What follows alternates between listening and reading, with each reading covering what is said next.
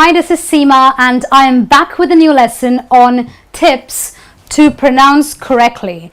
Now, for all of you who are learning to speak English and read English, I can understand your frustration. Sometimes you may get upset because certain words in English don't sound like the way they are spelled, correct?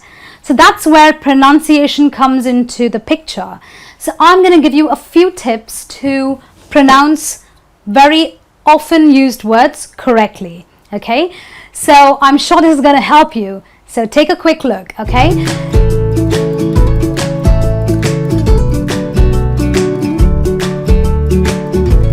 the first one is words spelt or words ending with OUS. Now, words ending with OUS won't be pronounced as aus. It will be pronounced as iss. Okay, I repeat, words ending with OUS as the spelling, the pronunciation becomes iss. Okay, this is the pronunciation. So you say fame-iss, Fame-iss, ver-iss, ver-iss, Cee-r-iss, okay, iss, and you say Ner-v-iss, Ner-v-iss. Okay, now words ending with the word TION, the letters TION, are pronounced as shin. You don't say TION or TION, you say shin. Okay, definition, spelling is a little wrong here, it's definition. Okay, TION, shin. Re-lay-shun, Pr-moh-shin, shin. TION always becomes a shin. Okay, now this is very interesting, okay, because a lot of people make mistakes over here. Words ending with ate as in you ate something, okay, but that's not all the words that are there. So ate can be pronounced in two different ways. Okay, either you can pronounce it as the number 8, so you say 8, okay, because the number 8 is pronounced as 8, right? So words ending with 8 can be called 8, or it could be pronounced as et or it, et, et, it. Now the question is, when do you pronounce words ending with the ate as an 8 or an et or an it? Quite confusing, right? Okay, here's how you will know when to pronounce it the right way. Okay, listen to this very carefully.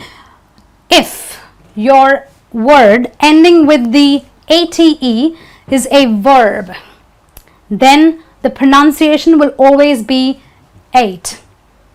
Now, hear me very carefully. We've got some words down here. Okay, let's consider them as verbs. Okay, verbs are action, right? Action words are verbs. Associate. So if I tell you, do not associate with Tim, he is a very bad boy. Associate in this case becomes my verb. Do not associate.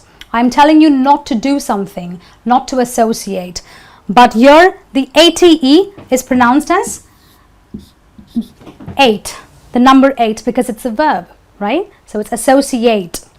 But if this word became a noun or an adjective, so I can say I'm a bank associate.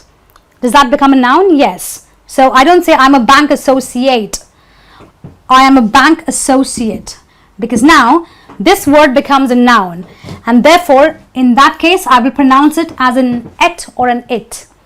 Do not associate with Tim, because it's a verb, and now when it becomes a noun, I say I am a bank associate, so it becomes an et or an it. Let's look at some more examples. We have a word called graduate or graduate, but the pronunciation will depend on whether it is a verb or a noun or an adjective. Okay, so I can say that I will graduate this fall. I will graduate. I say graduate because now graduate is a verb. So it is something I'm going to do. So therefore the ate in this word becomes an 8. But if I say I'm a science graduate, it becomes a noun, doesn't it? So when it becomes a noun, the ate becomes an it. I am a science graduate. I will graduate this fall. You see the difference? Okay, let's move on to the next one. The word alternate or alternate, depending on whether it is a verb or a noun again. So, if it is a verb, I will say, let us alternate.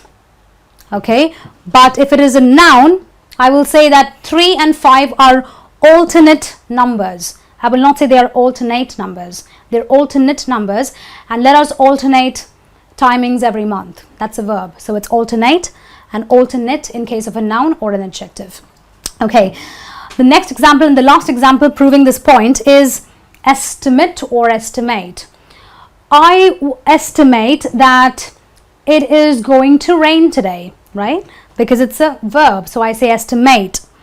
But if it becomes an adjective or a noun, I will say that 9 o'clock is a good estimate of time to be made. So estimate in this case becomes a noun, and therefore the pronunciation of the ate is not ate but an it. All right. Okay, let's move on to the next and a more simpler way is pronouncing words ending with the ance or a enc. Now this is quite simple because over here the spelling or the pronunciation and the spelling coincide. So words ending with the ance and an enc are also pronounced as an ens. Okay, so you will say attendance, absence, evidence, importance. But there are exceptions to this rule. Okay, so the exceptions to this rule would be a word like finance. You don't say finance, you say finance. Advance. Do you want to advance in life? Advance. You don't say advance. Okay. Dance. Let's go for a quick dance. So you don't say dance, you say dance. Okay.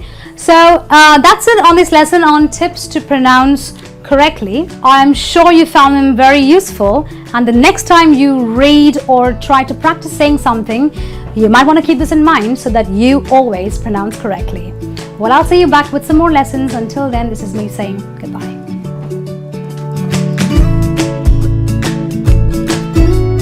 Hi, this is Seema, and welcome back to a new lesson called Sex and People.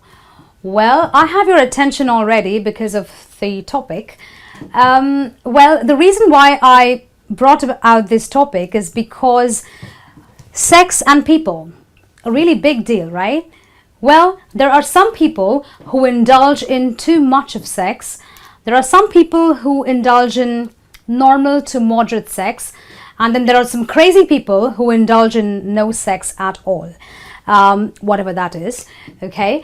So when we are talking in English, we have certain words that we use to describe such people, right? Because there are different kinds of people relating to their sex appetites, right? So let's look at a few of these words and see how we can apply them, okay?